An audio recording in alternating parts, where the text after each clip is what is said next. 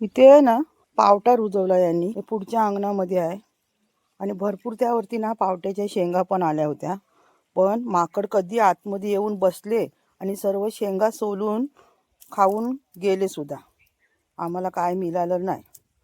आता ह्या बघा कुठे कुठे ह्या धरल्यात शेंगा. हे बघा जरा जरा दाणे तयार झाले. झुपकेचे झुपके झाले होते हो, आम्हाला माहीतच नाही. जेव्हा खाली शेंगा खाल्लेल्या टाकलेल्या होत्या तेव्हा आम्हाला समजलं का हे माकडच येऊन खाऊन गेले. बघा झाडं पण मोडला नाही. असं बसतात आणि सर्व खातात हो. तर जेवढ्या आहेत तेवढ्या तरी काढून घेते. एक भाजीचं तरी होतील.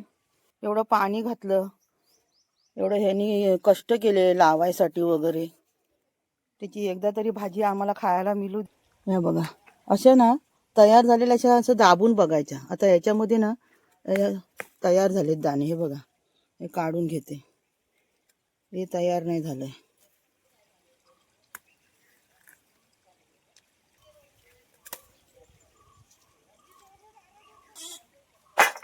आपल्याला दिसत नाहीत शेंगा, पण त्यांना बरोबर दिसतं सगळं. चला आता एक टायमाचे तर खाल्ला नाही, आता एक टायमाचे तर आम्हाला भाजीला मिळू दे, आहे ना. भरपूर धरल्या होत्या. आता बघूया आपण मागच्या परसवामध्ये पण थोड्या काय मिळतात काही शेंगा बघूया. एक भाजीच्या तरी होऊ दे नाही. आता इथे ना एक टपामध्ये मी झाड लावलेलं आहे वांग्याचं, त्यावरती मस्त एक वांग पण आलंय, ते पण काढून घेते. हे बघा किती मोठं वांग झालेलं आहे ना. चला आता बघूया मागच्या परसवात किती मिळतात आहेत शेंगा त्या. हे आमच्या मागच्या परसवात आली आहे मी.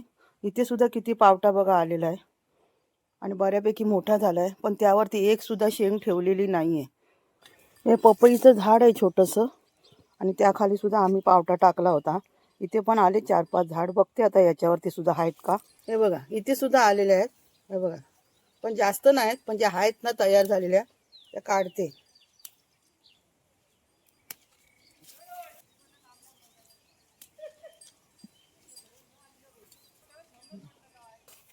हे बघा एवढे आम्हाला बस झाले एक टायमाच्या भाजीला. आता हे सुद्धा मिळाले नसते आम्हाला.